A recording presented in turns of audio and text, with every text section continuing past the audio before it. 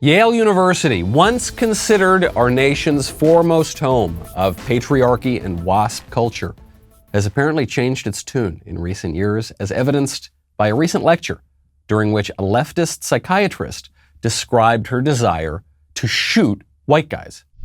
This is the cost of talking to white people at all. The cost of your own life as they suck you dry. There are no good apples out there. White people make my blood boil. I had fantasies of unloading a revolver into the head of any white person that got in my way, burying their body, and wiping my bloody hands as I walked away relatively guiltless. With a gun in my step, like I did the world a favor. For God, for country, kill white males. That's going to be the new alma mater of Yale, apparently. Tough out there for a white guy these days, apparently.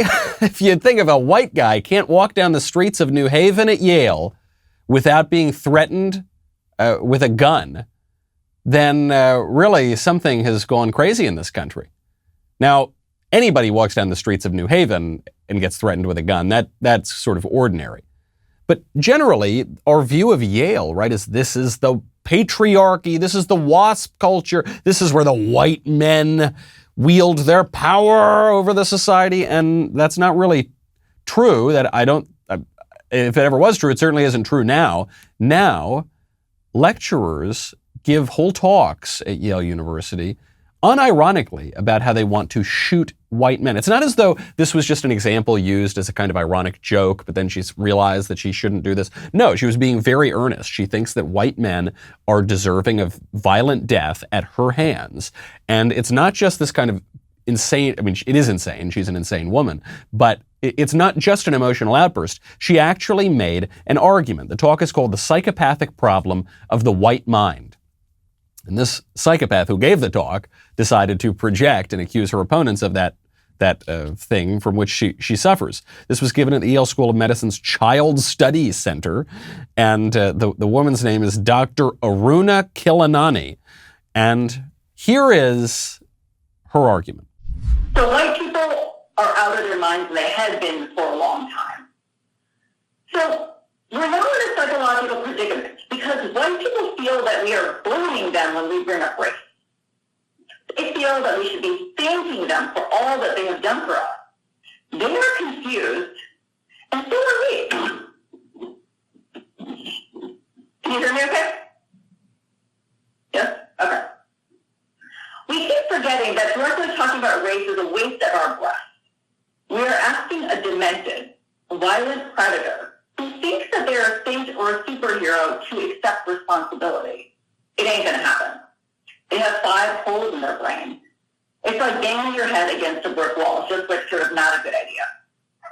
We need to remember that directly talking about race to white people is useless because we're at the wrong level of conversation. Addressing racism assumes that white people can see and process what we are talking about. They can't. That's why they sound demented. They don't even know they have a mask on. White people think it's their actual face. We need to get to know them now. So the first point, which is obvious within seconds of listening to this woman, is that everything that she accuses white people of being and doing, she herself is and does, right? So she calls white people demented. This woman is clearly demented. She accuses white people of being incapable of rational thought. She herself is not only incapable of rational thought, at the moment at least, but she denies the possibility of rational thought, right? And so beyond her insane babbling, there is an argument here. It's an argument that stops arguments. We often talk about the Chesterton quote, there's a thought that stops thought, and that's the only thought that ought to be stopped. She is expressing that right here. And the reason I bring it up is not just because some insane lady said something crazy at Yale. If that's all we focused on, then that would be the subject of the show every single day, because there are plenty of examples of that. The reason I bring it up is because this is what we're talking about when we talk about critical race theory. Not just the obsession with sex, or race rather. Not just, there's also sexual politics, which we'll get to a little bit later. It's not just the obsession with race. It's not just the vilification of people on the basis of their race, namely white people. It's more importantly, the denial of rational thought. the denial of our ability to understand things. Whenever you hear these radical leftists talking about how you can't deny my lived experience, and you can never know what it is to suffer this sort of oppression, and you can never empathize, and what they're saying is, you don't have perception, conception, faculties of reason. You're not capable of intellect.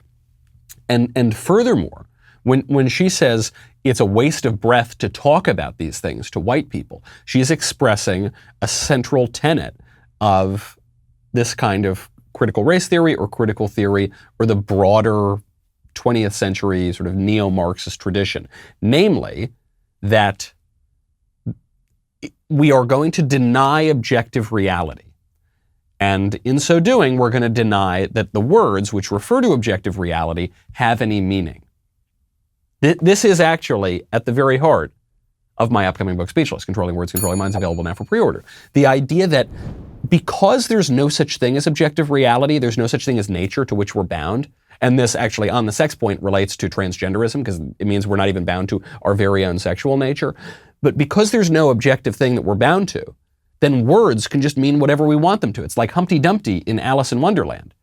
In Alice in Wonderland, Humpty Dumpty is there, and he says, here in my world, words can mean whatever I want them to mean. And Alice says, can words really mean so many things? And Humpty Dumpty responds and says, that is not the question. The question is, what is to be master? That is all.